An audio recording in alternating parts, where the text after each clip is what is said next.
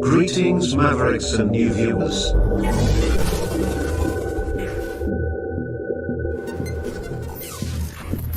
Tonight, direct and live from the Maverick News Network World Studios. This is Maverick News with Rick Walker.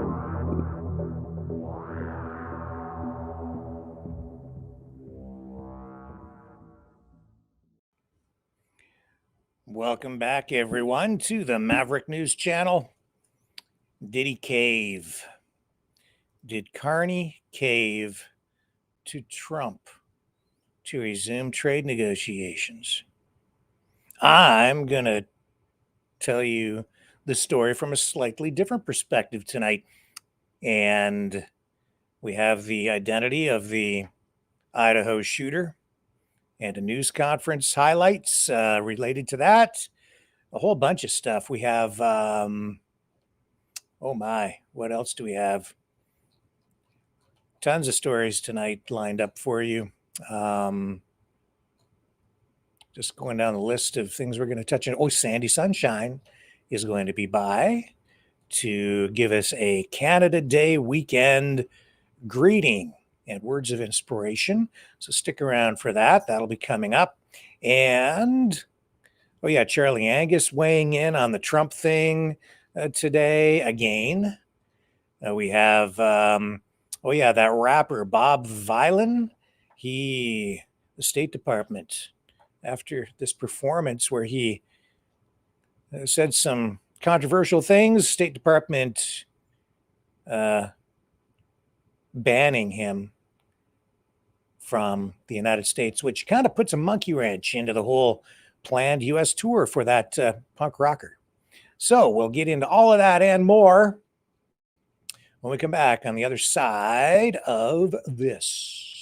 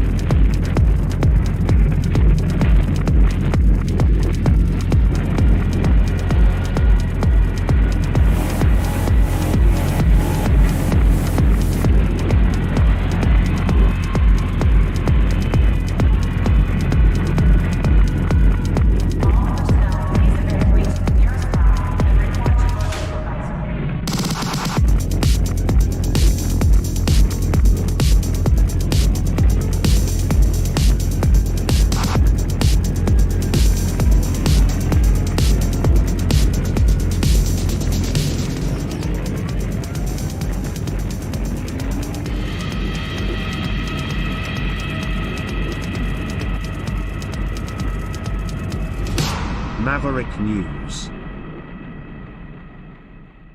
The world is watching. Okay, so right off the top tonight,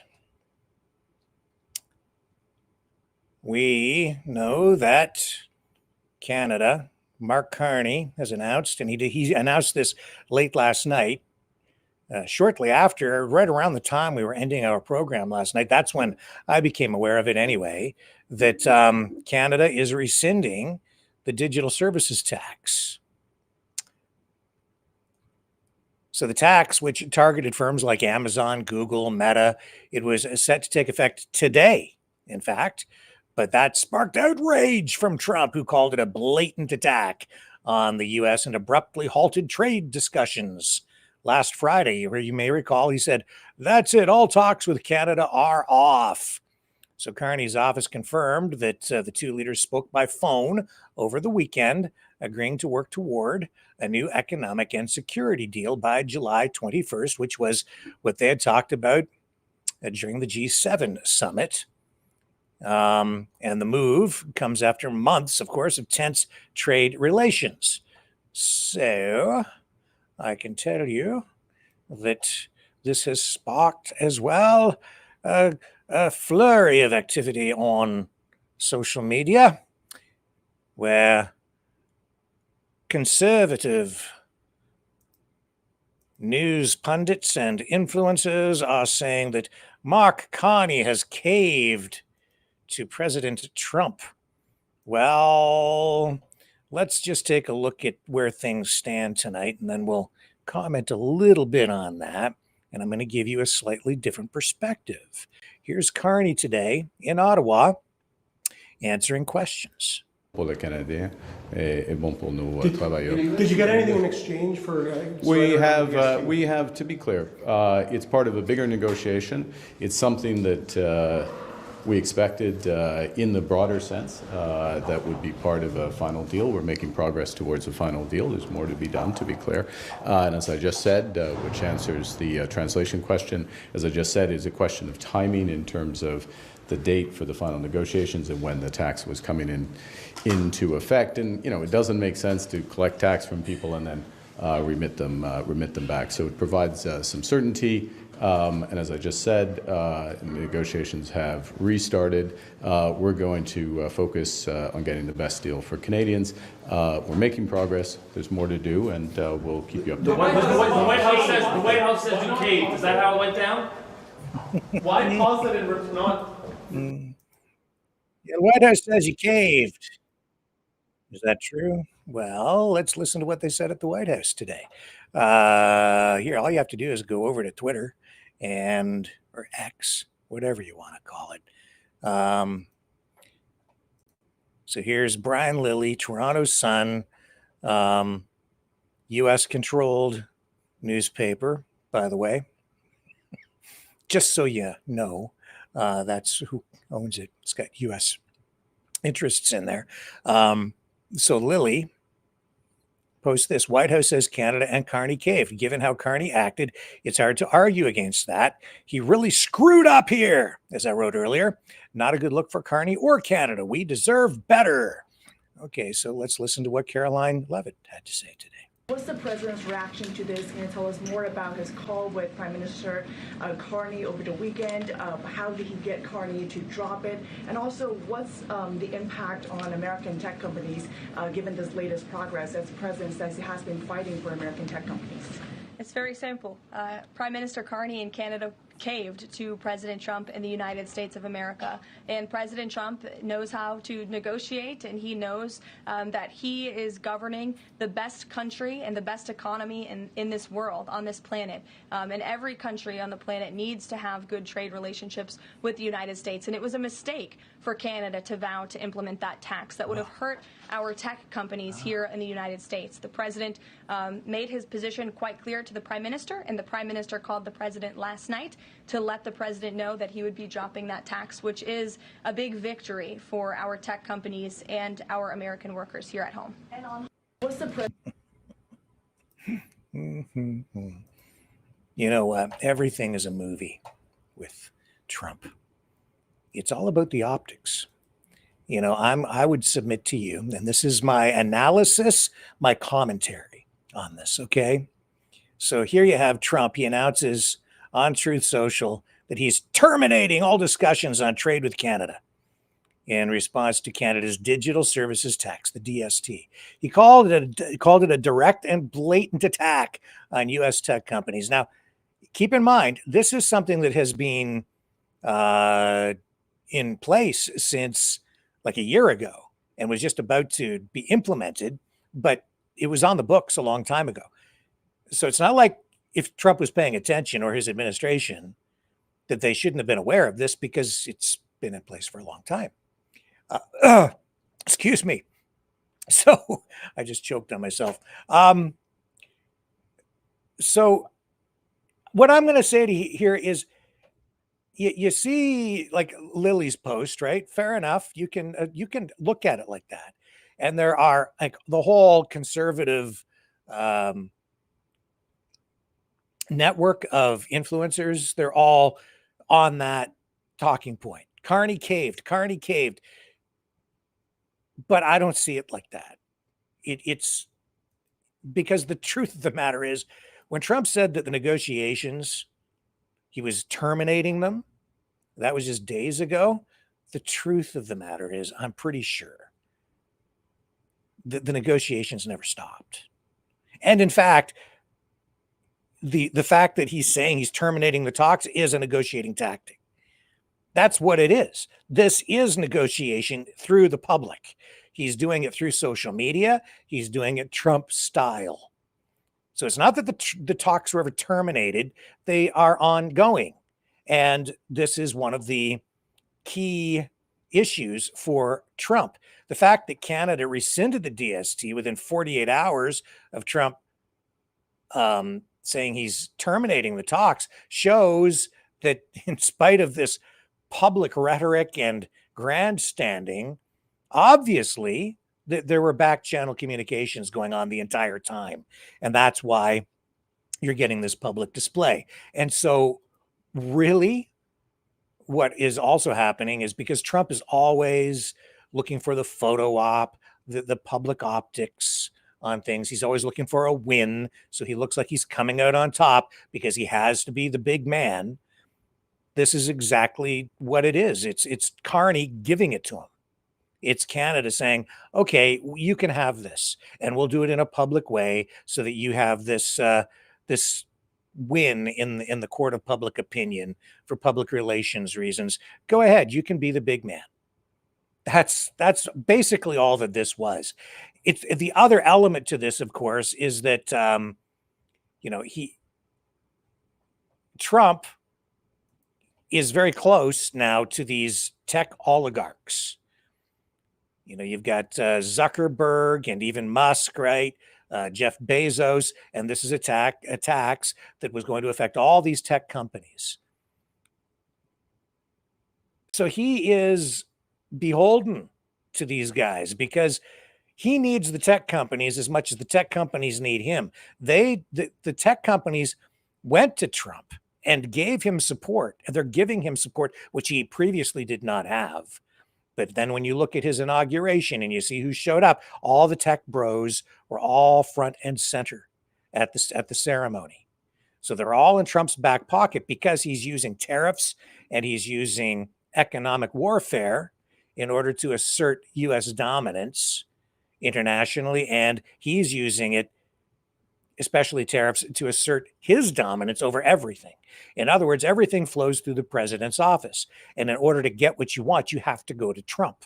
That's what tariffs are large. That's one of the reasons he's using tariffs rather than, other traditional, I guess we say traditional, but free market or even socialistic tools like taxation within the normal parameters. He's using tariffs, which gives him leverage. If you want your industry exempted from any kind of a tariff or a tax, you have to go to Trump. So they've gone to him and they've said, hey, we don't want this tax. Do something about it. It's about to be implemented this week. And he went, oh, well, okay. And then he makes this big public display, turns it into a big issue, also mentions the dairy industry as well, talking about the 400% tariff and the damage that does to the U.S. agricultural industry. It doesn't, because we don't sell milk really to speak of into the U.S. We just have a closed market. So we just supply ourselves with milk and we say, thank you very much. We don't really want to trade in dairy. And we're going to just preserve our own system. And that's a choice that we've made as a country through voting. And some people agree, some people don't, but that's the way it is. Well, it's a different situation with the DST, but Trump has basically bent the knee to the tech oligarchs. It's actually Trump that is bending the knee. It's not Carney so much. Publicly, yeah, he's giving Trump the win. And then by giving him the win, that becomes a feather in Canada's cap, which Carney can then use and say, well, we gave you this. So what do we get back on the other side? But I don't think you'll see that in public so much, right? You're going to see that. That's all going to be happening behind closed doors, those negotiations. But Trump will get the wins publicly as he aims to make himself look like the big, powerful U.S. leader with the most powerful economy in the world, and everyone has to come to him to make a deal. Now, I think that as well, there's another element to this. It isn't really just about the money. it's also an issue of censorship and access to Canada, because Trump wants to make sure that these tech companies, these social media companies, are able to broadcast into Canada his rhetoric, his messaging, his political spin, using the algorithms to make sure that Canadians are bombarded with pro-US messaging, especially right now as these trade negotiations are ongoing, as he aims to reconfigure the geopolitical landscape globally, along with Vladimir Putin and Xi Jinping. These are the three guys who are really resetting everything. You want to talk about the Great Reset? It's underway. And those are the three guys who are doing it. You think that the New World Order is the governments that we have? No, they don't want a New World Order. They want the old world order. This is the New World Order. This is new. That's old. They're trying to replace what we have while blaming the existing power structure, saying, those are the guys who want some sort of New World Order. They're the ones bringing in the New World Order. Don't you understand? It's all upside down. And the optics here also kind of hard to understand unless you realize that Trump loves to make everything into a movie, whether it's this or Alligator Alcatraz. He was talking just previously about trying to reopen Alcatraz. Why? Because it's very Hollywood. It's a script. It wasn't viable to reopen Alcatraz. It's too run down. They couldn't do that there. So Ron DeSantis steps up and says, hey, I know what we'll do. Or he probably didn't do it, but Trump said, hey, let's put it in the Everglades and we'll call it Alligator Alcatraz. One way or another, he was going to get Alcatraz into the mix as they proceed with this agenda of deporting as many people as they possibly can. So that's my take on it. It's optics. It's a show. It's all a show at this point, as Canada and the US navigate towards some sort of a better trade deal, because apparently the last deal that Trump negotiated, which at the time was the best trade deal in the history of mankind, according to the man in the White House, the USMCA, now it's a crappy deal, and now he needs a new deal. And I think that a lot of this stuff is just, it isn't even about getting the deal. It's just about doing stuff to kind of push people around, act like he's a big, tough guy, super strong man. And then in the end, he tacos. You'll see. And Carney, what Canada is doing, it's not just Carney, it's the whole Canadian team. I think that they've been, generally speaking, pretty effective in navigating through this, much better than what Trudeau was doing, because Trump absolutely hates Trudeau. If you left Justin in there, we'd have a big problem right now. But there is some degree of respect there, and Carney knows enough that in order to get anywhere with Trump, you have to give him the wins in the court of public opinion. I think that's really basically what's going on, and that's why I said the other day when Trump said that he was terminating all trade talks immediately, I said, I'm not even worried about it this time, because we're beginning now finally to kind of see how he plays the game. And once you've got it figured out, well, might not be so hard to outsmart the guy.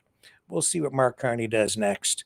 But no, Canada didn't capitulate entirely on these things. And I don't even think that digital services tax is all that important to the Canadian government, honestly, anyway.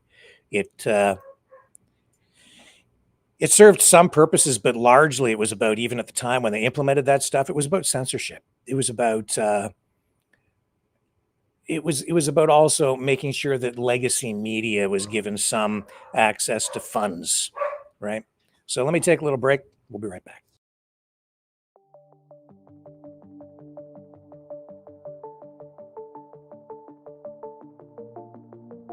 Greetings, brave mavericks. Our quest for truth continues. We go beyond fake news. Together we expose propaganda. Together we pull others out of rabbit holes. We are maverick thinkers. We are all unique individuals, defenders of individual rights and freedoms, credible, trusted, Grounded in reality. Maverick News. Maverick News. Defending free speech. Free speech. Donate at freedomreporters.com. Do it now. Tomorrow may be too late. Too late. Too late. Too late. Maverick News. The world is watching.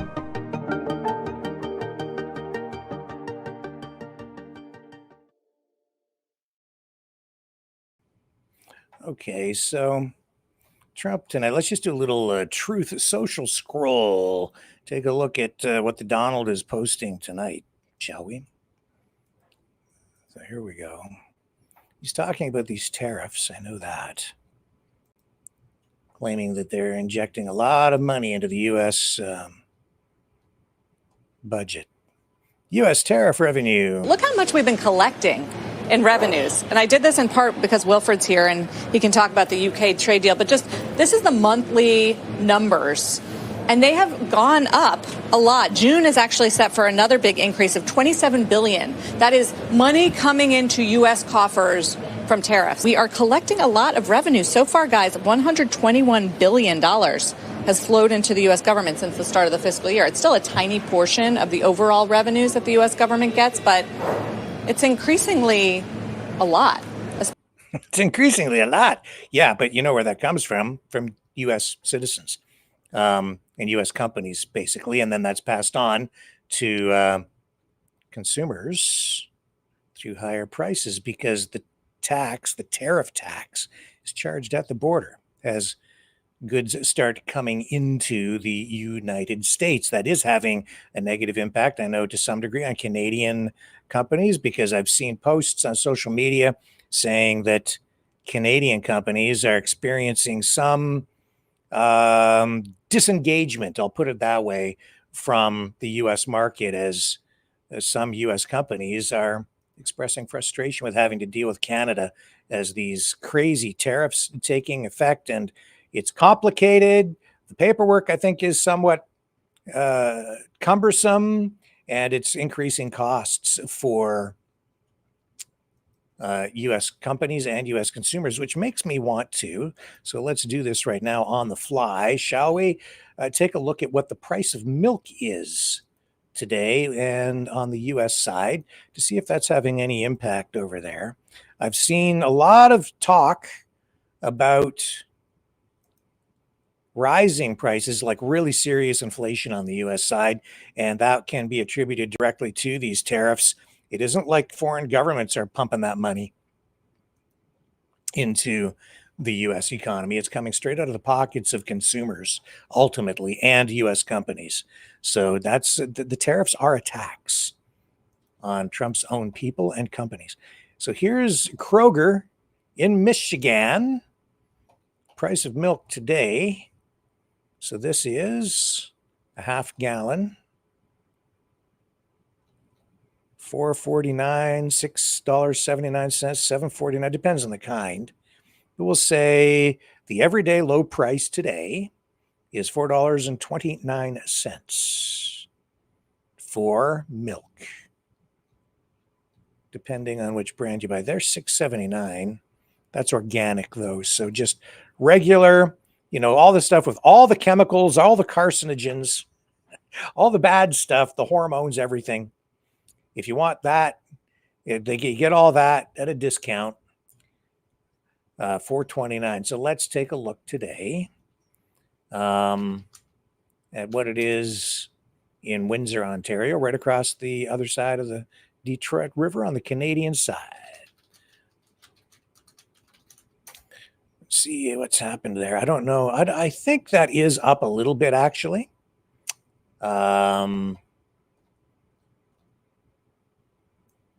Food basics. Here we go.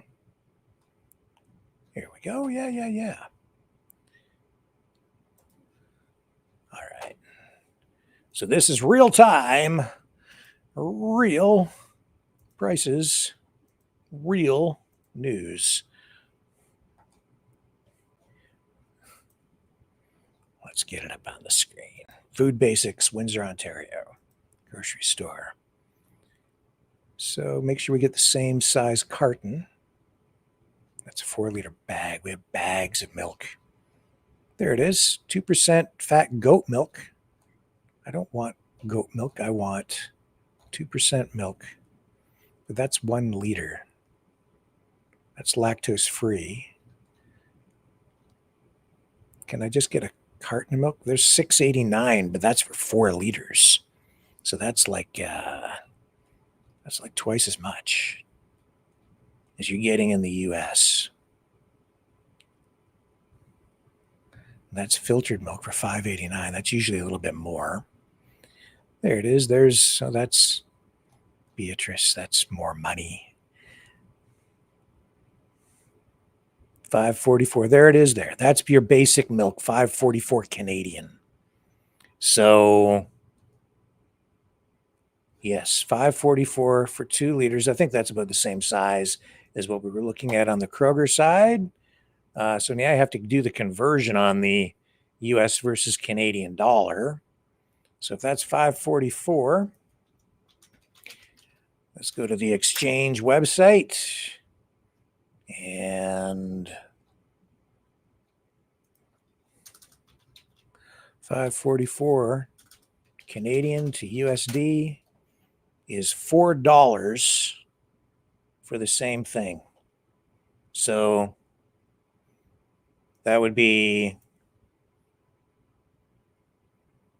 is that right? So $4.29, I'll go the other way.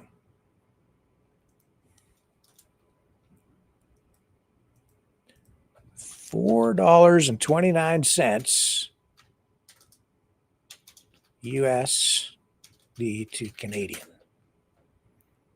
$5.84. Yeah, it's actually more expensive in the US. Just a little bit, by about 40 cents. So we're actually paying less for milk, in spite of having supply management and all these arguments constantly that if we opened up our market to US competition, that we would end up paying less for milk. I would say, nope, clearly not. Because you are literally like right on the border. Detroit on one side, Windsor on the other, and you're seeing the U.S. customers today, tonight, in real time, right now, paying about 40 cents more for the same product for 2 liters of milk, or half a gallon. Yeah.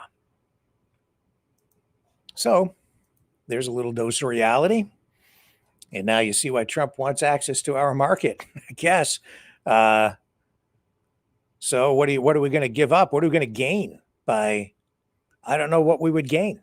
We would lose ultimately because we would lose food sovereignty. We'd lose part of our sovereignty as a nation. We'd become more dependent on the U.S. Our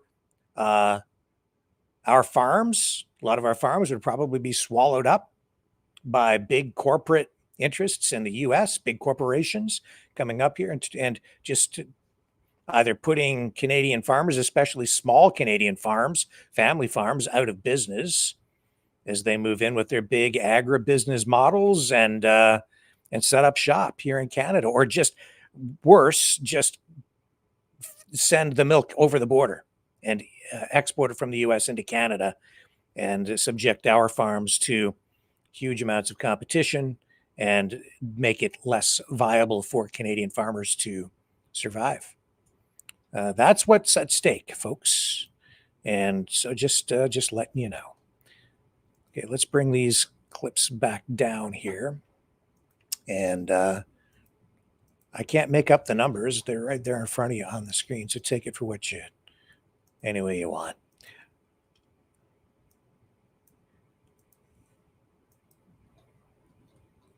So, what else do we have for you tonight? All kinds of stuff. Authorities in Idaho, Coeur d'Alene, have identified the suspect in that deadly ambush that we told you about in pretty much real time, thanks to Dragon bringing that to our attention last night, so we can share that with you.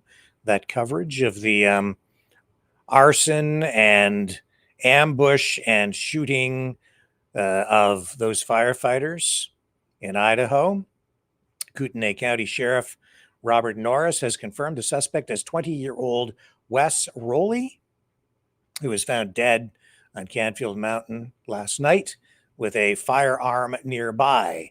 Let's go to the news conference with the sheriff in Idaho. We'll bring this up for you. And we also have an image that we will share with you tonight as well of the shooter, this 20-year-old man.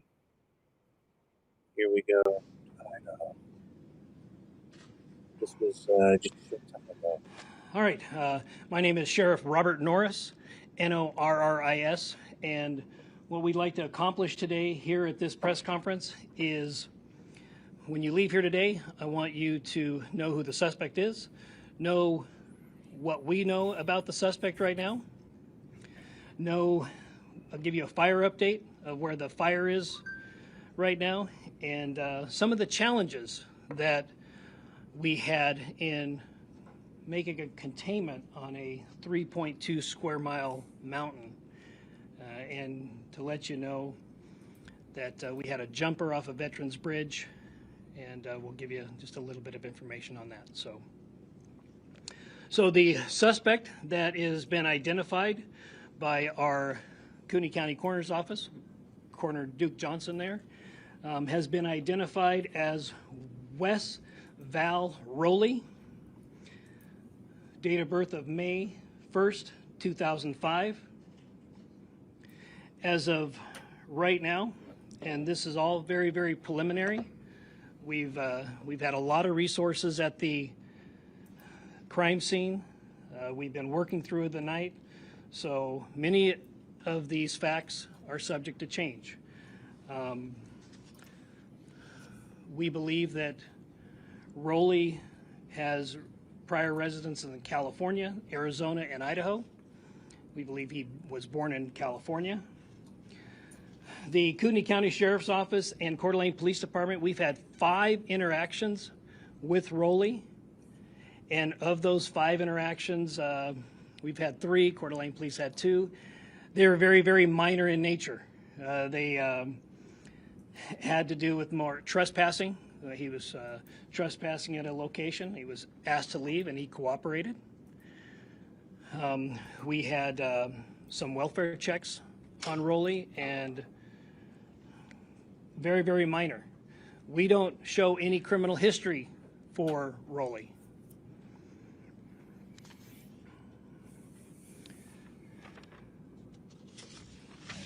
That's interesting because I'm seeing social media posts Some saying the opposite to that. social media presence for for Rowley. I find it disgusting to call him a Mr., but we don't have any much to go on. Here's some of his social media postings that were recently removed from social media. I believe this one was Instagram, and we have some copies of this that Lieutenant Mark Ellis will distribute. Where we're at with the crime scene. The crime scene is active.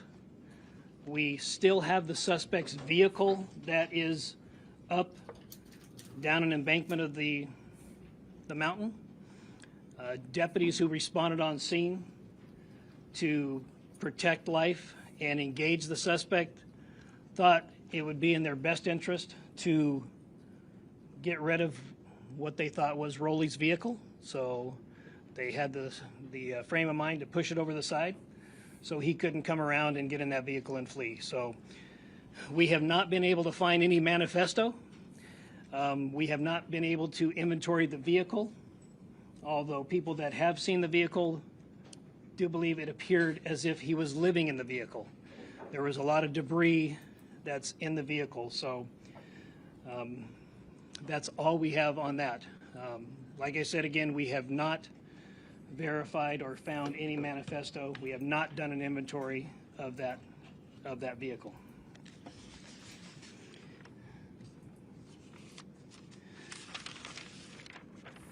I'd like to give you an update on the fire that we believe Rowley started. Rowley was found to be in possession of a flint starter, and we believe that was his method for starting the fire. That eventually led to firefighters responding.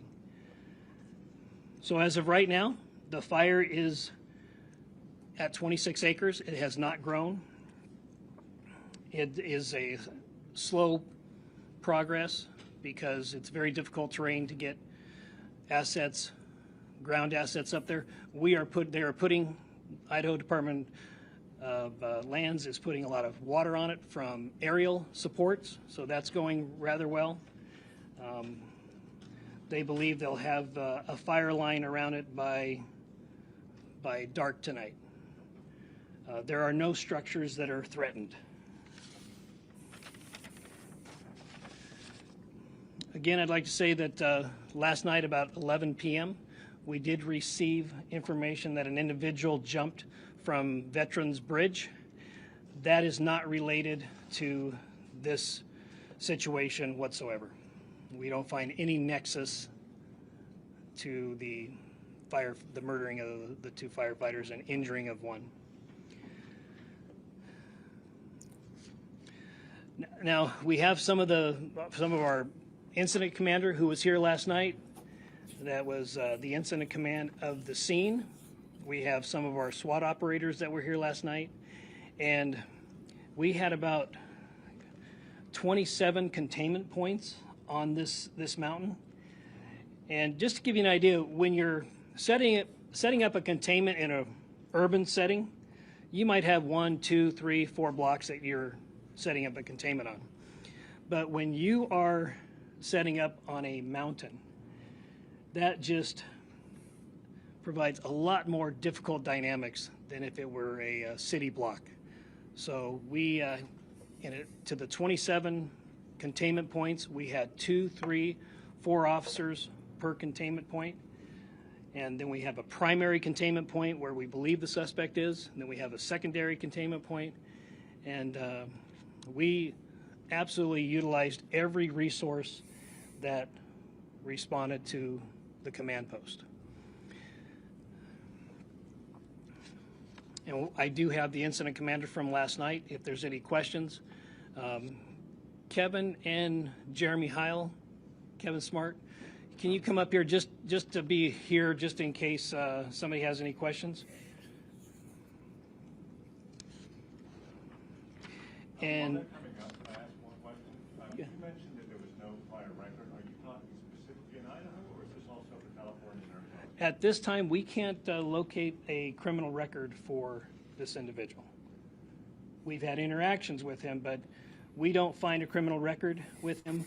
Also, we don't find that there's any nexus to any Islamic Jihad, which is also being disseminated on social media. We don't find that there's a nexus to that either. Yes, we're going to take questions. Alex with the spokesman review. So are we clear, did the suspect die by suicide or was he shot by police? It appears that he shot himself. Yes. Do you know if he was stockpiling weapons up there or why he was on the mountain specifically? One gun, multiple guns? We have information that he at one time wanted to be a firefighter.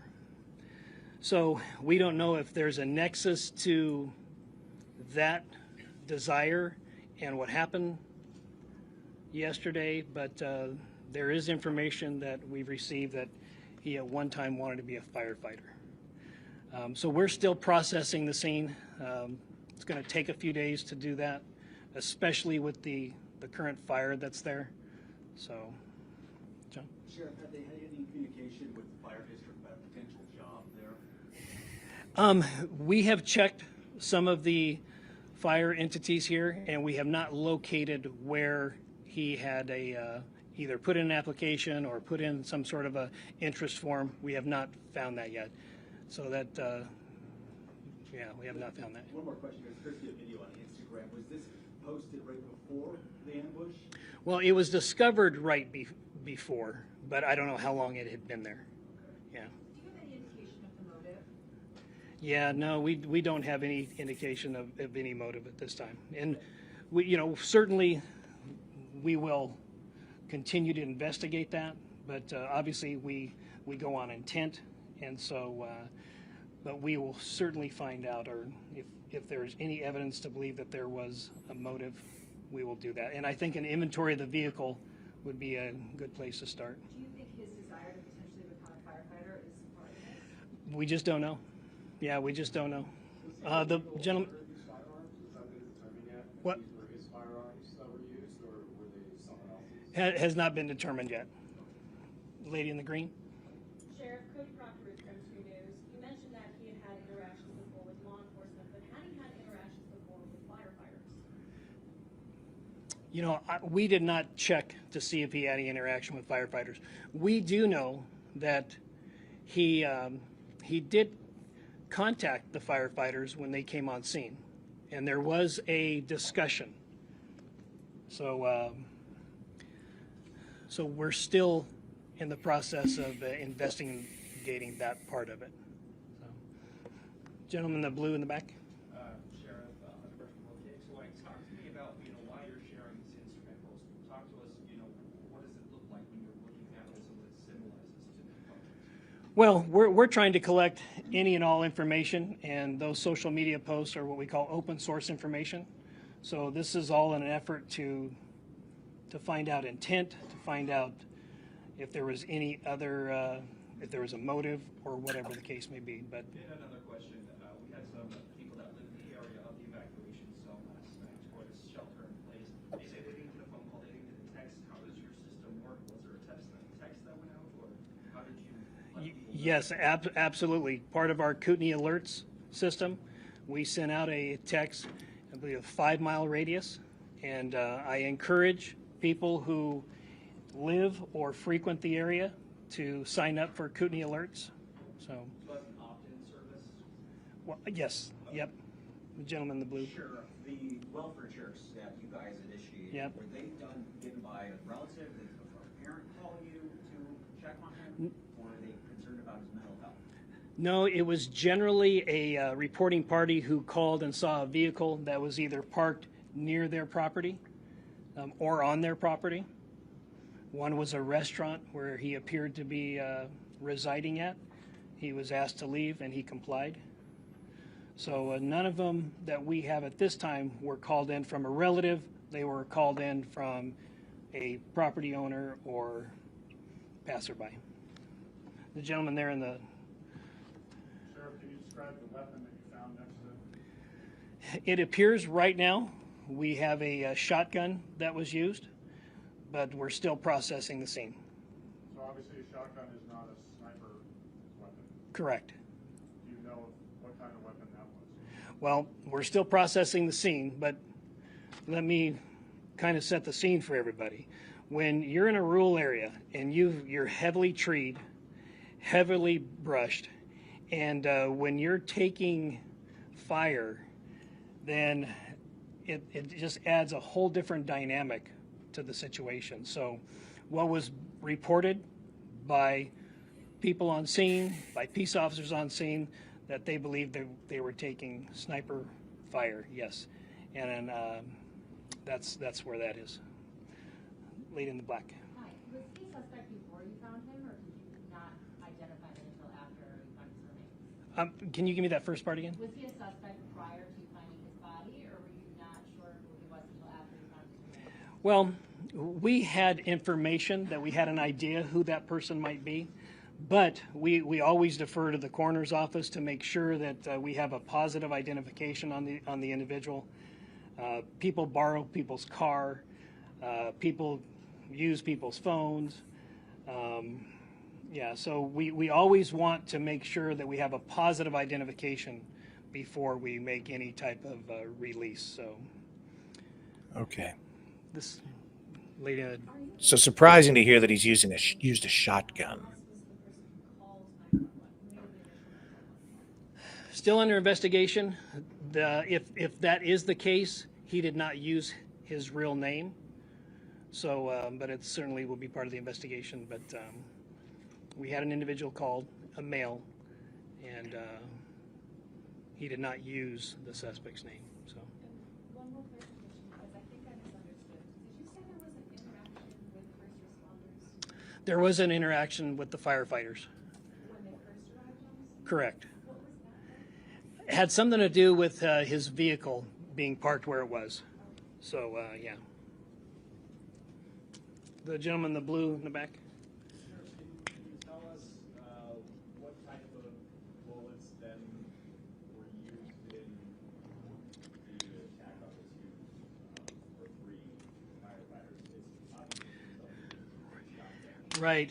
Well, we know that some rifled slugs were used, and a rifled slug is a pretty big projectile. Anybody know off the top of their head how many grains a rifled slug is? No. 1 ounce. Yeah. So generally going to be a 1 ounce piece of metal.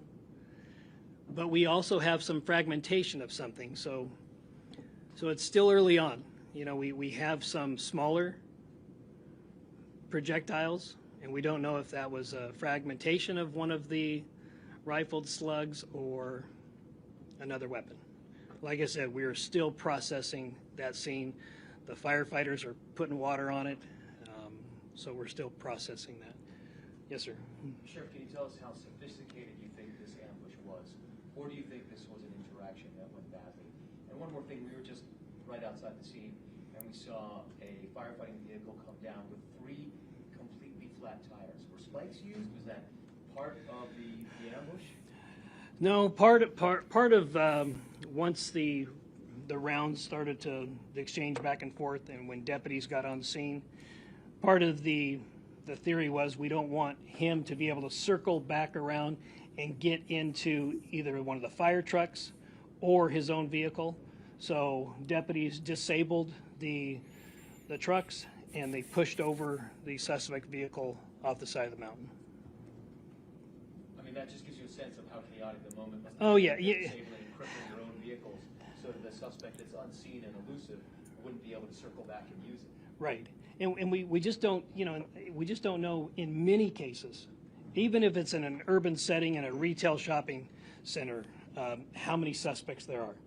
Because we're going to get different information, and we have to be able to evaluate that information to see what's credible, what's not credible. We always want to err on the side of caution, but initial reports were there was more than one suspect. Right here in the... I just want to make sure I'm completely clear on this. So at the moment, as things stand as far as the weapons go, you're confident that he used a shotgun. It's possible that he used another weapon. You're not absolutely sure, and you don't know what that other weapon would be. Is that right? Yeah, we're still processing the scene. So we know that there was a shotgun used. Absolutely. 100%. Shotgun. We know that for sure. So. I'm sorry, this is what you asked. Do you have like survivalist training or We cannot find any evidence that he has had any type of survivalist training. Now, he did grow up in from what we understand, he did grow up in a arborist family, and that they climb trees. And we did have reports that he was shooting at first responders via a tree.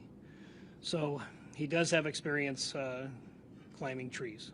I also just wanted to clarify, you had said in the previous press conference, you were talking about misinformation. This is kind of going off the beaten path, but can you elaborate a bit on what that misinformation was? And I guess it felt like you had said families were finding out via Facebook. Yeah. I wanted to clarify that. Yeah, so what happened, firefighting and EMS channels here in Kootenai County are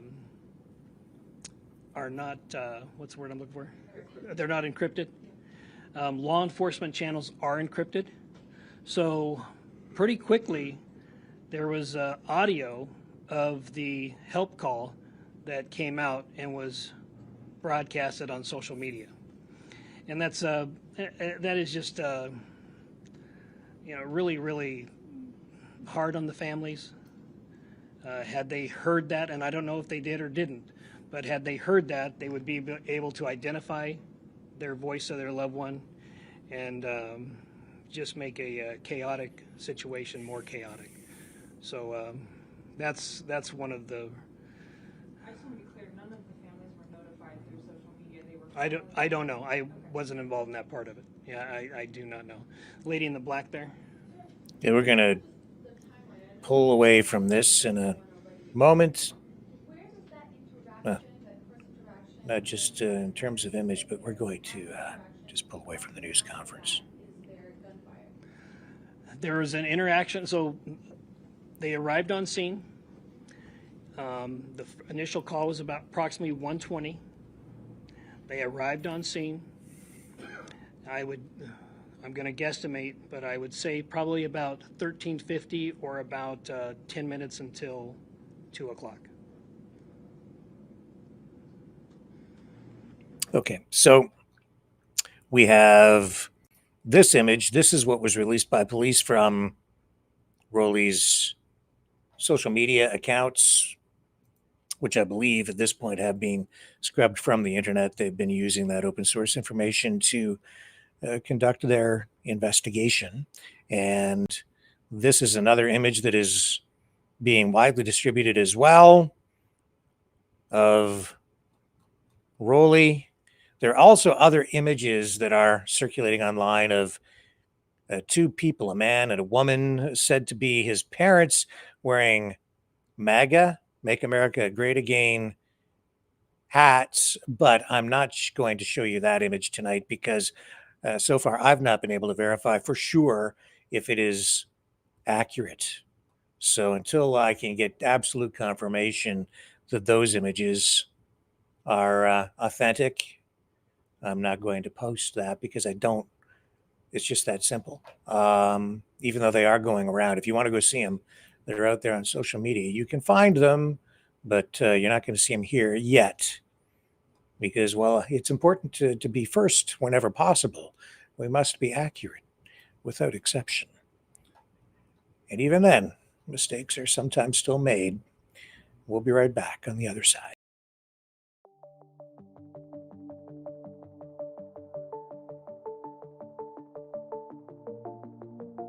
Greetings, brave mavericks. Our quest for truth continues. We go beyond fake news. Together we expose propaganda. Together we pull others out of rabbit holes. We are maverick thinkers. We are all unique individuals. Defenders of individual rights and freedoms. Credible. Trusted. Grounded in reality. Maverick News. Maverick News. Defending free speech. Free speech. Donate at freedomreporters.com. Do it now. Tomorrow may be too late.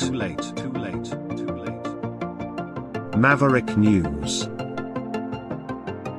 The world is watching.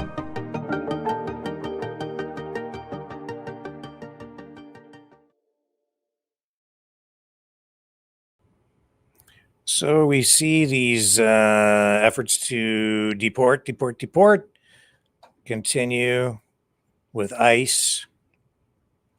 And now we're seeing tonight that there is new concern out there from the Trump administration, but a new app that is out there. It's raising alarms as it allows users to report and track sightings of immigration and customs enforcement agents in real time. It was launched back in April by developer Joshua Aaron. The app has gained over 20,000 users, especially in areas like Los Angeles where large-scale ICE operations are underway.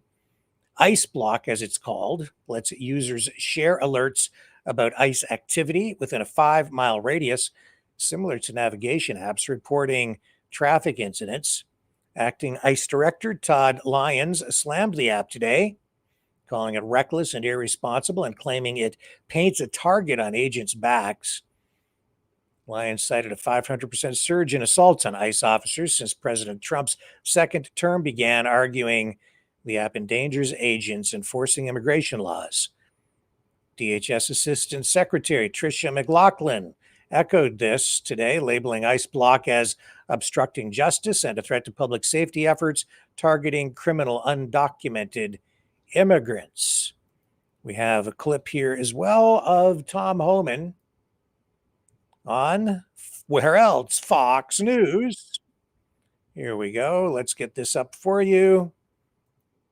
And let's listen to what he's got to say about it. The man himself. Story is outrageous. A new iPhone app is alerting people about ICE sightings in their area. As if that's not bad enough, CNN appears to be promoting the app, talking to the creator, and doing a whole story on it. That is not sitting well with my next guest. Border Czar Tom Homan joins me now. Tom, they've crossed the line here. This is out of control. I know, it's just simply disgusting, and any network that covers that is disgusting as well. So I'm hoping DOJ steps in there and see if they cross that line of impeding federal law enforcement officers. Look, Lawrence, you and I talked about this. Assaults against ICE is up over 500%. Now you got an app that's going to tell where ICE operations are going to be. It's only a matter of time for ICE agents are ambushed by some nut, like what happened in L.A., throwing a Molotov cocktail, throwing bricks at these officers. This is just disgusting at every level. So I hope DOJ dives in this deeply, because, you know, ICE is concentrating on public safety threats and national security threats.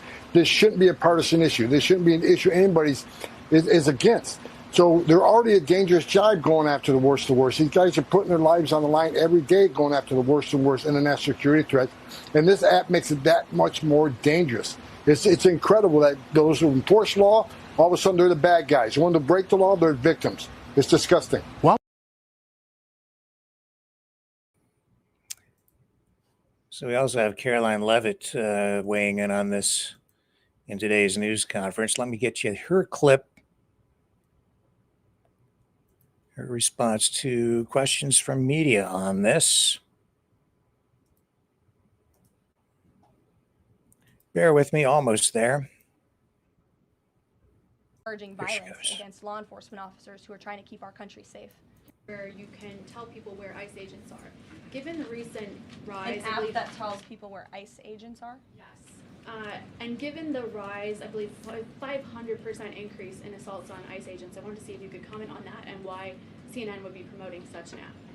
Well, it's a very good question. I'll have to go back and watch the clip myself, but surely it sounds like this would be an incitement of further violence against our ICE officers. As you know, as you stated, there's been a 500% increase in violence against ICE agents, law enforcement officers across the country who are just simply trying to do their jobs and remove public safety threats from our communities. And that's something we as Americans, including journalists at CNN who live in many of these cities where illegal aliens are hiding and were let in from the previous administration, should be very grateful for. So we haven't seen the clip. We'll take a look at it, but certainly it's unacceptable that a major network would promote such an app that is encouraging violence against law enforcement officers who are trying to keep our country safe.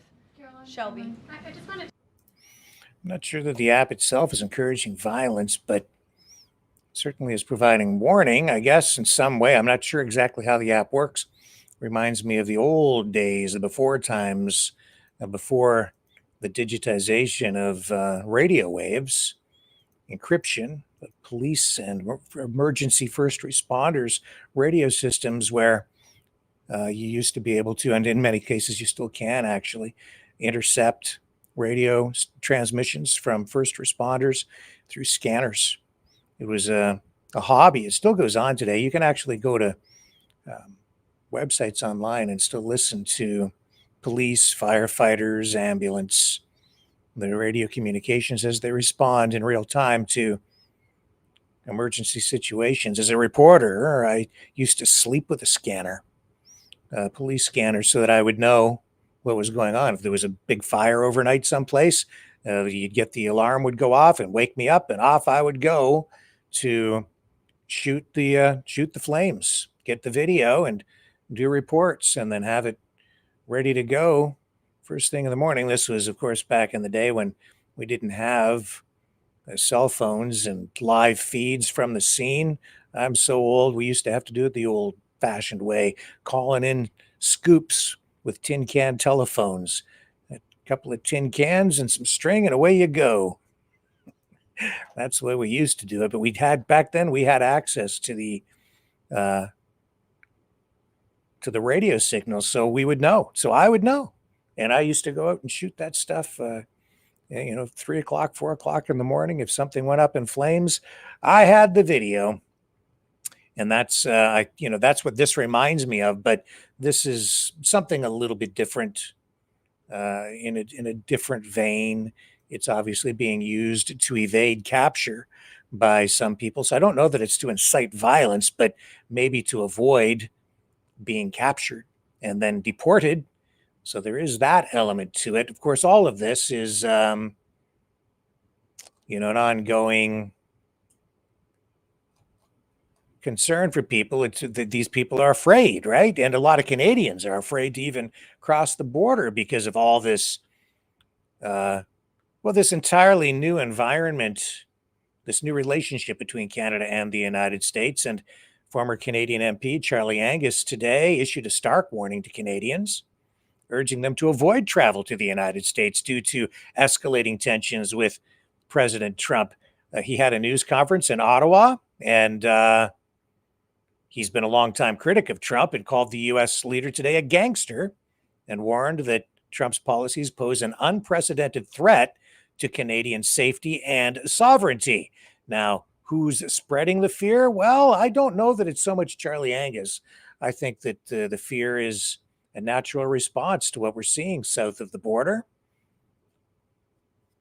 I don't want to cross the border right now. I have to be quite honest with you. I am alarmed by what I see going on down there with people being scooped up. And I think at last count again, 55 Canadians in ICE custody, still in custody tonight. That's an issue that also needs to be resolved. Will it be part of the trade negotiations? I don't know about that, but one Canadian has died in ICE captivity. Let's go to to what Charlie Angus had to say today, and he really went to town on Trump. Now, the tone here is a lot different from Charlie Angus, who, I have to say, he is the most prominent voice on the Canadian side that is anti-Trump. Even though he's not a sitting member of Parliament, he's stepped back, stepped aside, and he's a member of the New Democratic Party and says he will not be seeking the leadership of the NDP. But right now, this guy is by far the most prominent New Democrat on the Canadian political scene, and it's all because of his opposition to President Trump and especially the deportation policies of that administration, not to mention all the 51st state rhetoric and the threats to Canadian sovereignty. Bonjour, Wache. I'd like to begin by expressing my deep concern over the news of the death of Johnny Noviello, found dead in ICE custody, a man who had moved to the United States from Canada when he was 11 years old, who apparently had a drug conviction that was covered off by community service and time off for good behavior, that ICE was aware of his medical conditions, and yet he was found dead in their custody.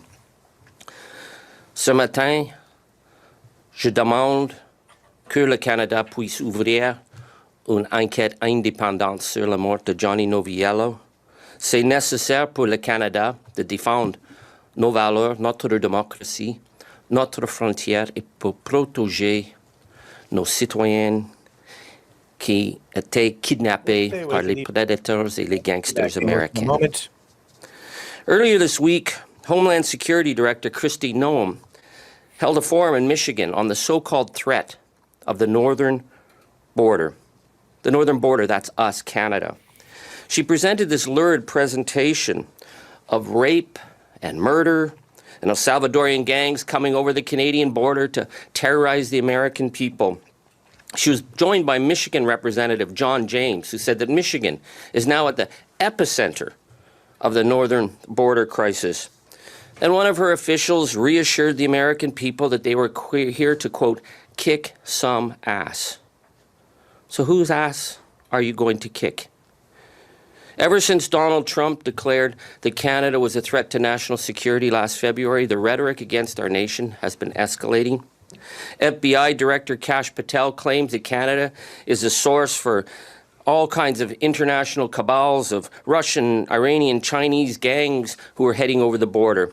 He claims that of the 300 terrorists that he says he caught, 85% came from Canada. What? Were they wearing toques and lumberjack jackets?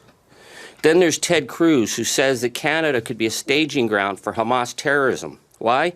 Because we accepted a very small percentage of people fleeing the genocide in Gaza.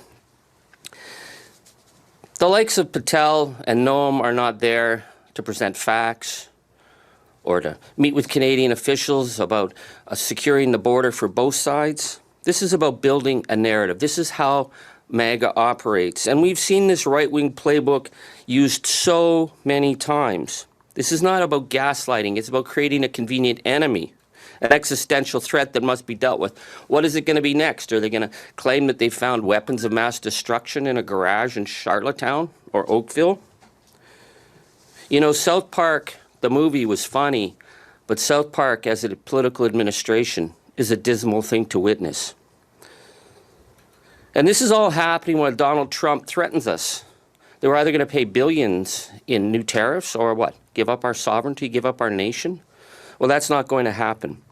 So I'm here this morning to actually reach out to Kristi Noem and Kash Patel and Ted Cruz and MAGA Ambassador Pete Hoekstra and any Fox host who wants to weigh in on the Canadian border to reassure them. Canada is very concerned about the border as well. In fact, we're so concerned that we refuse to travel across it. And your increasing rhetoric against us is making us more determined not to spend a dime in any of your towns, your states, or your country.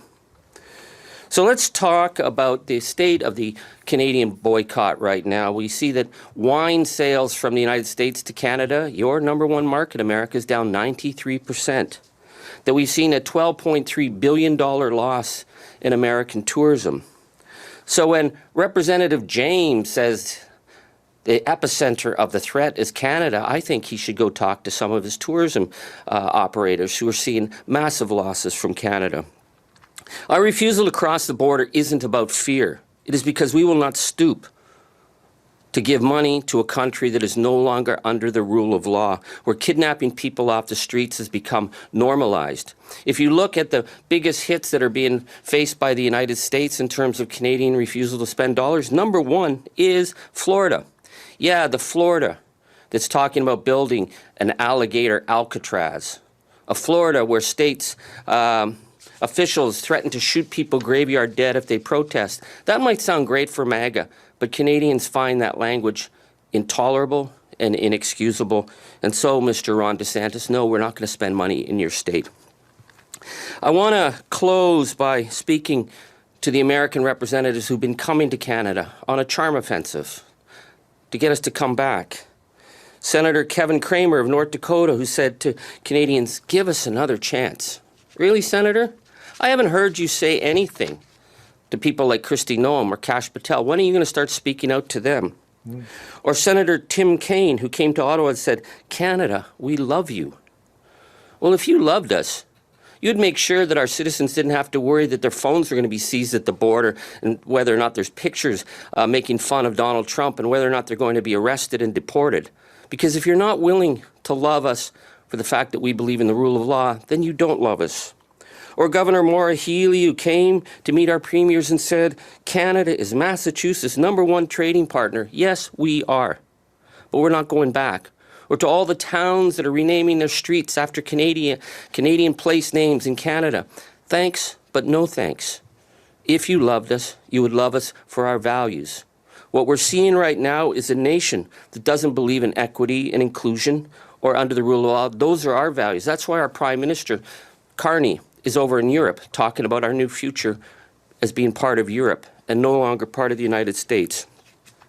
So finally, Ms. Noem, if you were hoping to make sure a big splash of threatening us and warning about the crisis of the northern border, you've done a damn good job of reminding us why we're not going back to your country. Canadians are not going to give a dime to a nation that threatens us, that undermines us, and that lies about the threats that we supposedly pose. Because the one thing that we do threaten the Americans with is our decency, our inclusion, and our belief in the rule of law. So we have many American friends, we have many American relatives, we have many American communities that we love and would love to visit again, but we are not going there as long as you are not under the rule of law. And as for Canada, we will remain true, north, strong, and free. Thank you. Okay. We'll just leave it there. We won't go to the Q&A. That's Charlie Angus and his statement today. I will return on the other side of this.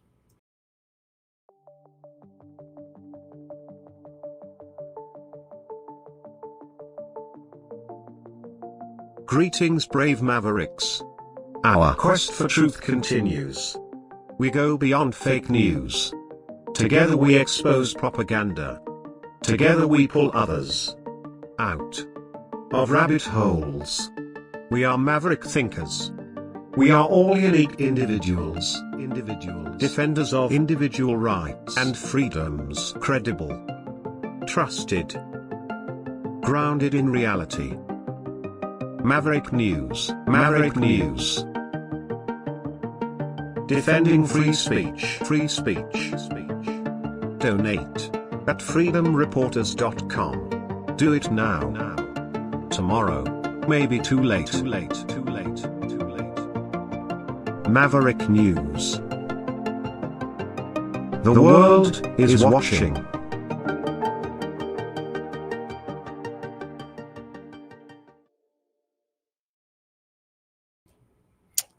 We're back. Zoran Mamdani still making headlines. I think over the weekend he was at some Pride events. This is the socialist candidate, I think it's fair to say, running for mayor in New York City. Looks like he's going to be the Democrat contender. Here's a post from him, or someone posting a picture of herself with him. Or not, see, it's actually him. His post, a joy to march in NYC Pride with the People's Champ, Tish James.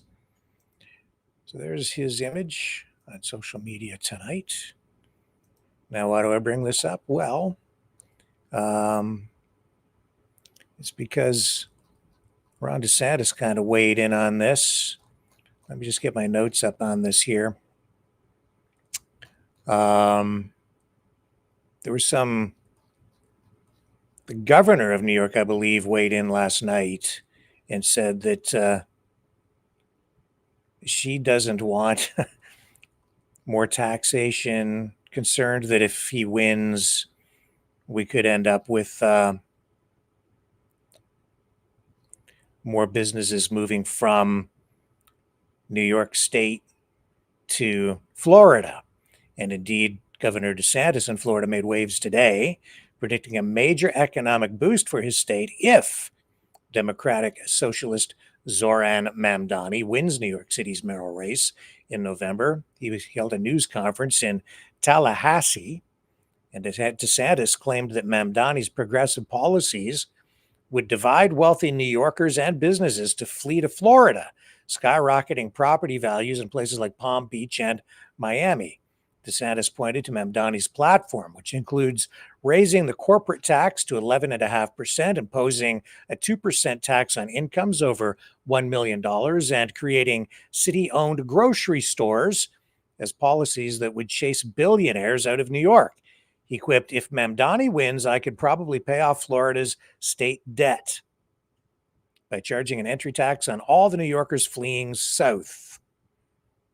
I think I have a clip from DeSantis that I can share with you from that news conference. Here we go. I found you there, Ron. People want to hear from you. If I can make the computer work. Here we go. Let's get this news conference up of Ron DeSantis. This is the race to watch because, as I've said, this highlights the deep division, the deep polarization politically in the U.S. right now. The populist on the right and even the communists and far left socialists on the left, and people are being sucked in like metal fragments to magnets on both sides. And here's DeSantis. This guy mayor, it's going to decline even more from that. You know, I mean, we've paid. I'm going to talk about with this budget. We'll have paid off almost half of Florida's debt over 180 years just since I've been governor. But you know, I could probably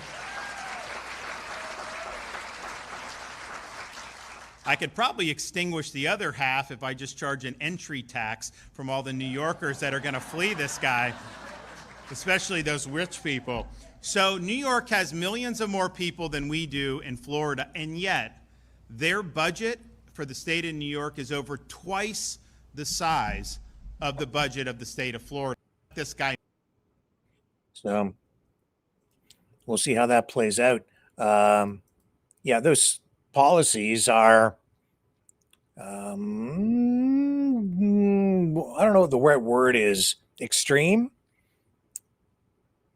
Certainly very socialistic.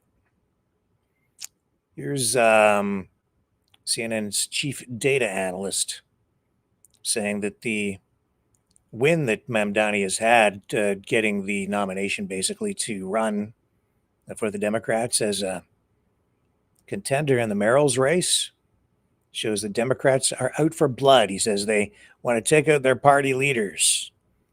It shows that there's discontent with the status quo within the Democrat Party. Again, I think highlighting the polarization politically within the U.S. Here we go. Let's listen to what. Here we go.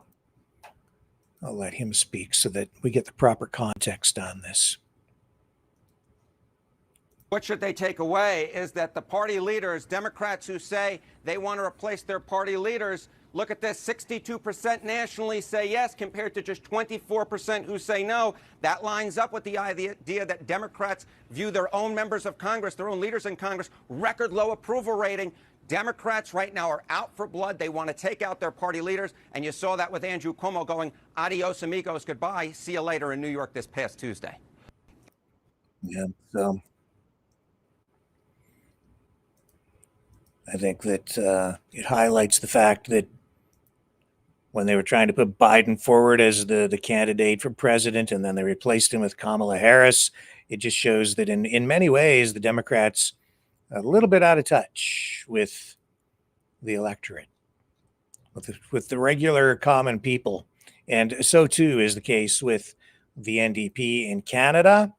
Although I would say that Charlie Angus, I think, has his finger more on the pulse of a lot of Canadians with rising concern about what's going on south of the border and the United States, as it represents a threat to Canada. And that is what Donald Trump is very, very good at, threatening as part of his negotiating tactics. But it kind of seems to go beyond that because there is also an ideology that is driving a lot of this. And then there's political payback. He owes people now that he's in the Oval Office again. Among them, those tech oligarchs. And that's what that digital services tax rhetoric has been all about, I think, largely over the past couple of days. And again, we're going to see how all that plays out over time. All right. What other stories? I don't want to miss anything important here tonight. So we've covered off most of the really, really negative stuff. But and whether this is a big, beautiful bill or a big, ugly bill, again, depends on which side of the political aisle you are on. But the U.S. Senate dove into a marathon session on President Donald Trump's sweeping, as he calls it, one big beautiful bill act. It's a massive tax and spending package that sparked fierce debate. Senate Republicans, led by Majority Leader John Thune, began a vote-a-rama this morning, tackling an onslaught of amendments after Democrats forced a full reading of the 940-page bill, delaying proceedings by nearly 16 hours. The bill, which narrowly passed the House last month by a 215 to 214 vote, promises to make the 2017 Trump tax cuts permanent, raise the child tax credit to $2,200, eliminate taxes on tips, as he promised during the election, eliminate taxes on tips and overtime, and boost border security funding by $150 billion. It also includes controversial cuts to Medicaid and food stamps, raising the debt ceiling by $5 trillion, which has drawn sharp criticism from Democrats and some GOP holdouts like Senator Rand Paul of Kentucky. And Elon Musk, again, weighing in on social media today, heavily criticizing the bill. President Trump hailed the bill's progress, though, calling it a great victory tonight for his agenda, but his fate remains uncertain, or its fate, rather, remains uncertain as amendments pile up and a final Senate vote looms. If passed, it heads back to the House before reaching Trump's desk by his July 4th deadline. Certainly keeping a close eye on that. And back to Kanakistan. I'm sorry, Sandy. I keep calling it Kanakistan. I know you don't like it. I'm just poking fun at ourselves. So back to Canada, Sandy, where Prime Minister Mark Carney welcomed the FIFA World Cup trophy to Canada today in a vibrant ceremony on Parliament Hill in Ottawa.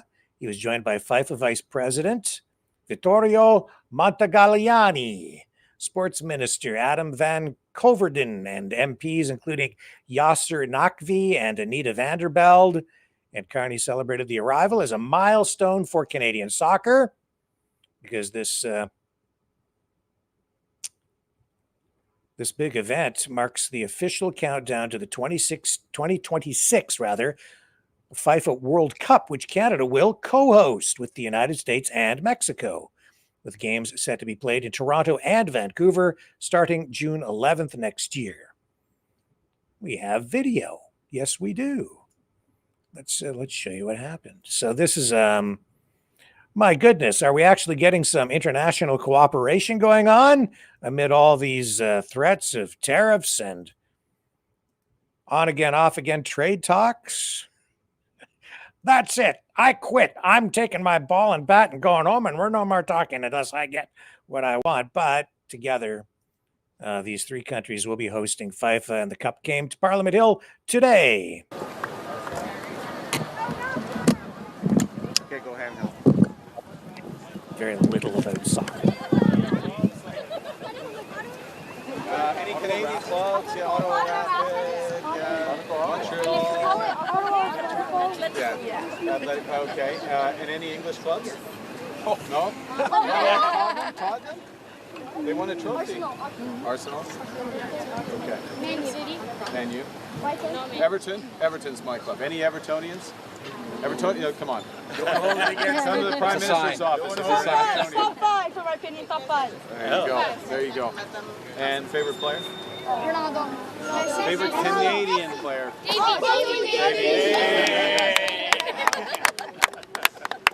All right. Excited? Yeah. Yeah? We're going to win? We're going to win a game? Yes. Yeah, we're going to win big. We're going to win big in the World Cup. We're going to show them. Who are we going to beat? Argentina. Who else are we going to beat? Paris. Italy. Who to the south of us are we going to beat? America. We're going to beat America. I haven't instilled that into them yet. America. You got to work on it, coach. So the final game is in tough slogging, winning in hockey. I don't know about soccer. Go to MetLife. I don't know how good our team is. I just don't know. That trophy, it's not just here for 2 days. We're going to go and we're going to win. keep it. Bring it home. We're going to keep it. We're going to bring it back. You got some future national teams. You got some right future here. national players. Men and women, right here. There you go. Yeah, guys, the women are a lot better. I'm going to tell you, it's true. They've been more consistent, haven't they? Is that the same on Todd, on the Hotspurs? Yes. The Peon Hotspurs? Yes. I believe you. We won the tournament in Laval. You won at Laval? Yeah. No, we came second. gagné. Yeah, we came second. Parti We came français, first. tu We came as gagné, second. oui? We came Ouais. second. We came second. Laval was As-tu so marqué? cheated. Yeah, now go cheat. Ah, défense, c'est plus important. OK. Ah bon. So, where's the trophy? Oh, on a début. Okay. Yeah. I have to give them to the kids. I can't. All right, who wants? Yeah. These are. Well, the girl that's in Canada, I think should get one. Fan Mex. Mais, alors, le ballon pour le tournoi, ce sera comme ça. Avec, c'est pas le style. C'est pas le style. Le de la nation. Oui. Everybody gets one. This is. There's nothing we like better. Everyone got one? Okay, let's just pull back for a moment. Let me see if I can find the trophy for you. Where is the trophy? We got to get you the shot of the trophy. Here it is. Okay, we're going back. Here it is. Yeah, 58. 61 was in the other time. Okay, you're about to say something. Yeah. We're going to stage a photo for the kids to come in front. Okay, let's back up. Please back up. Yeah, you back up too, please, sir. Let's all back up because we're all just going to shout them. I'm the photographer. I know, they're all photographers. But I'm actually taking a shot. I know, and we have our I'm setting up this photo, though. Okay, so enough of that. Let's take another break. I'm going to queue up some other stuff for you. And we have more news on the other side of this.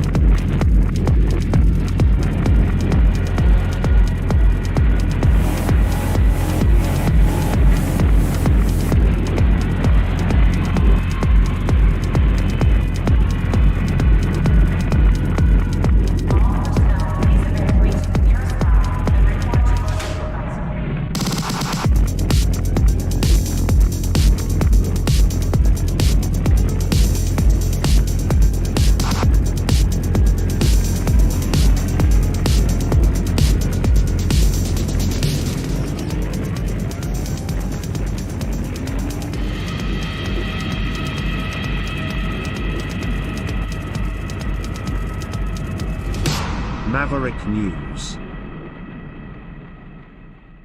The world is watching.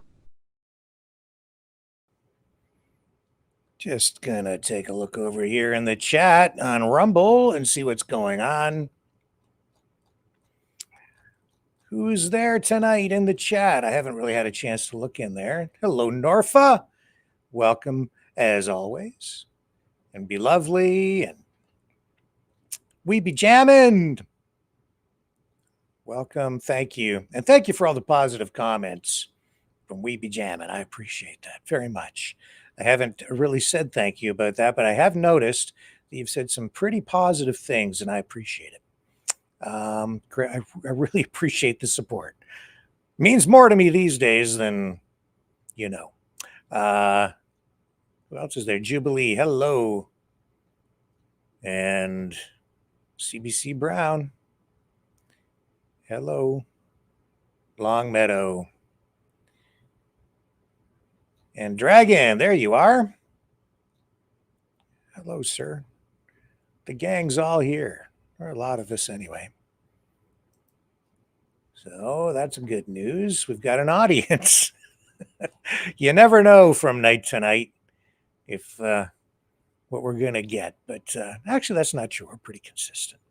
The U.S. State Department has revoked the visas of British punk rap duo Bob Vylan, effectively banning them from their planned U.S. tour starting in October. And the decision announced today, I don't even know this band. I've never heard of them before. Not my thing, I guess. But the decision was announced today by Deputy Secretary of State Christopher Landau, and it follows the band's controversial performance at the Glastonbury Festival over the weekend. On Saturday, that's when frontman Bobby Villain led crowds in chants of "Free, Free Palestine" and "Death, Death to the IDF," referring to the Israel Defense Forces.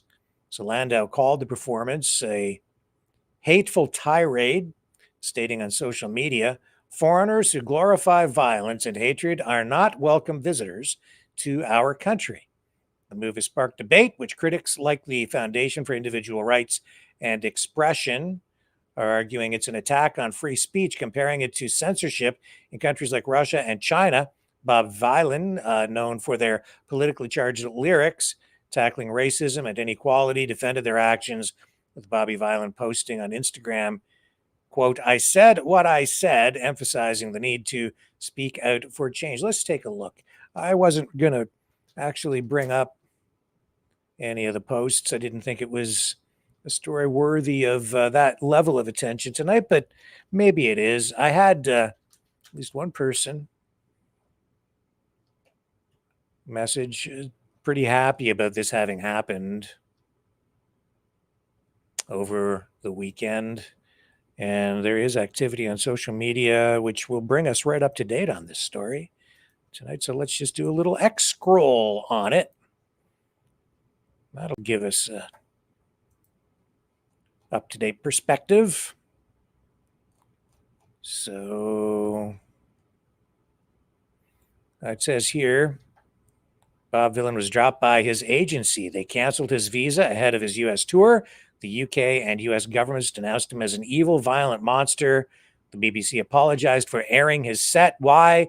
Because he said death to the genocidal Israel rape army that is mass killing babies. That's what whoever this poster is, there's no real name behind it. Oh, there's real courage there when people post with fake names. And over on X, yeah, well, I'm not surprised that you're getting this kind of mix of comments over here on Twitter. Yeah. So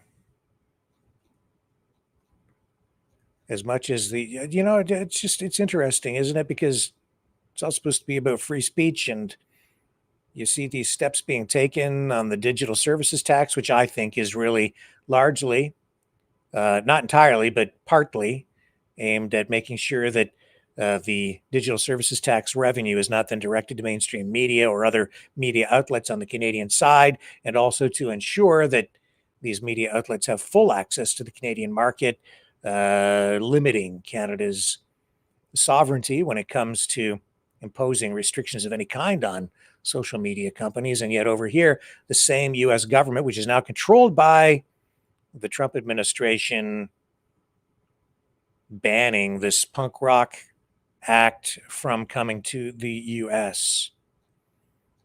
And a lot of support for him on X, where I know a lot of people on the other side of the political aisle have fled to that new platform. What are they calling it?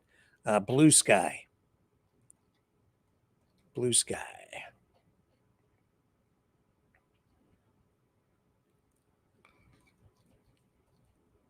But I'm not seeing too much on that side of the argument over on X, but that's what we're getting over there.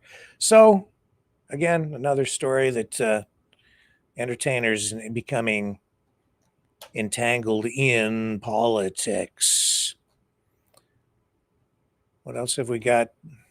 We're going to go to Sandy Sunshine shortly, who's going to give us a Canada Day weekend greeting and inspirational message.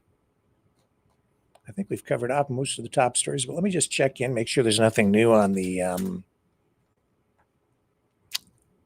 Did I mention that, I don't know if I may have talked, I don't think I did, saying that the federal government today has now announced that all 53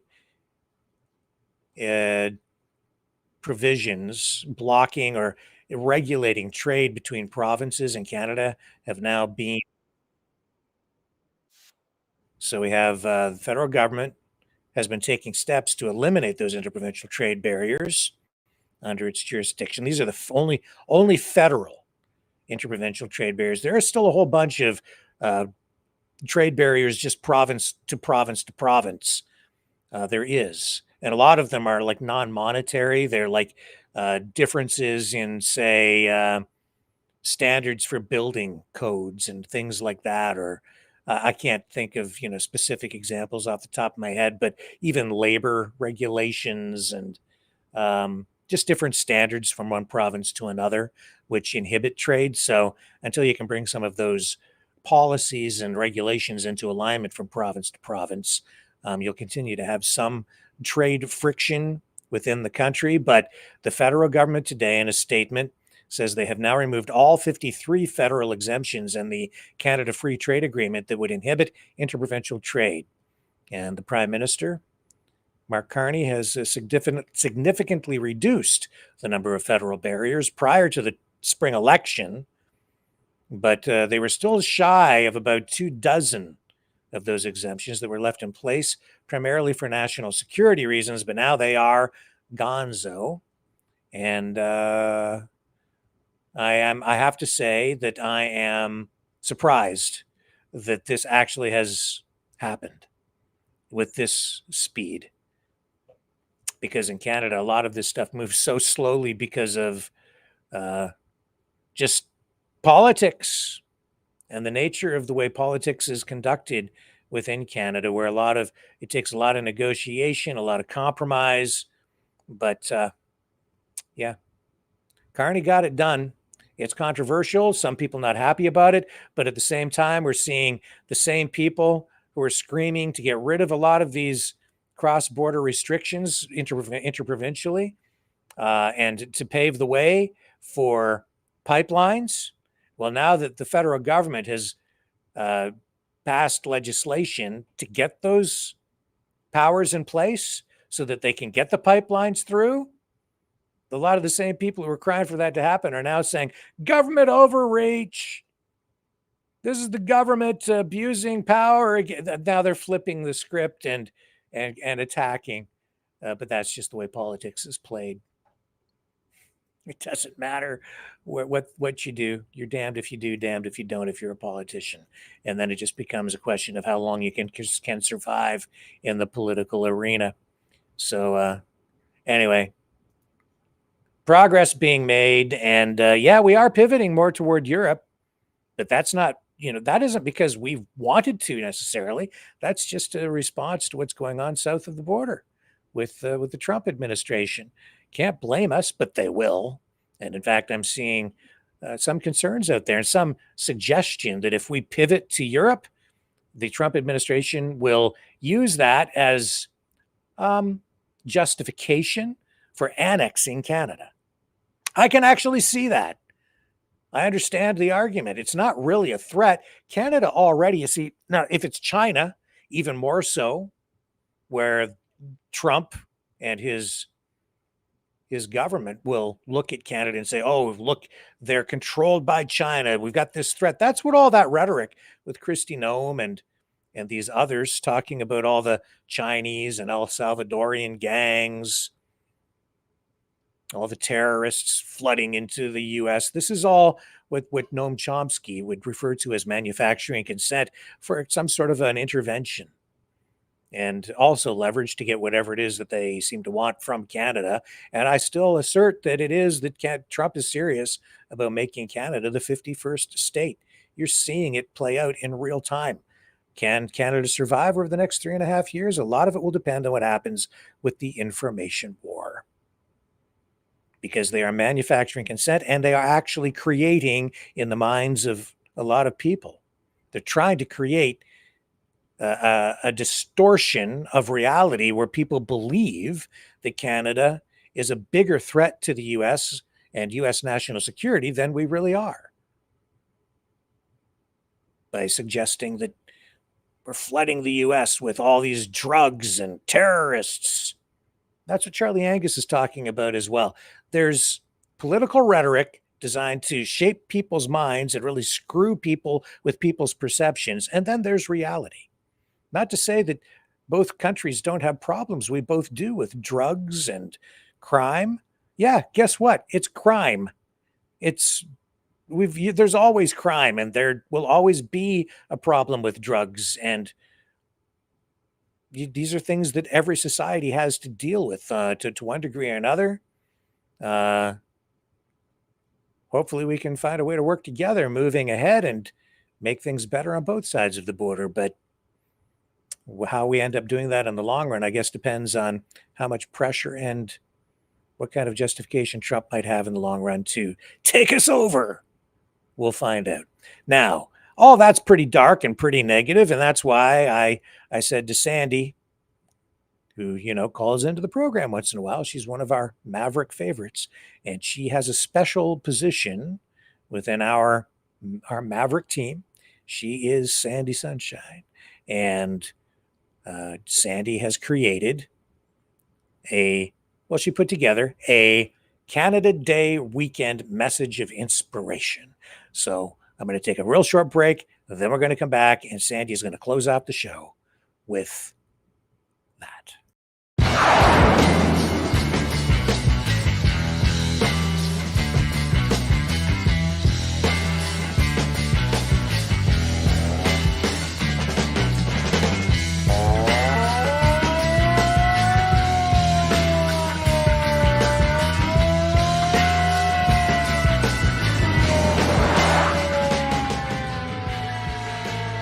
Maverick News.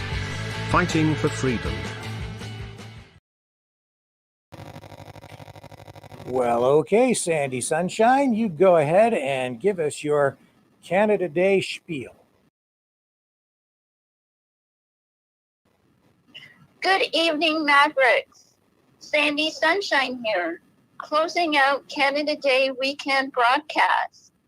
Let's celebrate with barbecues, fireworks, and family time. Canada's diverse shines bright to Sir Rick and Cosmo Pop and our whole Maverick family. Stay safe and grounded. Keep true, close, pray for peace, and let's keep Canada strong, not for sale. Enjoy the festivities and here's to a cheerful holiday. Sandy Sunshine signing off. Catch you on the flip side. All right. Thank you, Sandy Sunshine. And is that okay? That was fantastic. Thank you very much for doing that. And very welcome. And you keep your head low as those fireworks are going off tonight and tomorrow. Oh, you never know. It's going to be a little bit of partying going on. So. Okay. Well, you enjoy yourself, and I'll see you back here in a couple of days on the flip side. The flip side.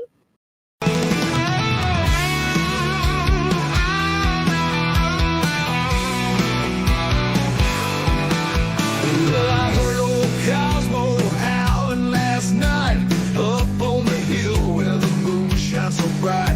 He was singing a tune, lonesome dogs cry about freedom, running and touching the sky. If I leave here tomorrow, would you still remember me? Cosmo's free.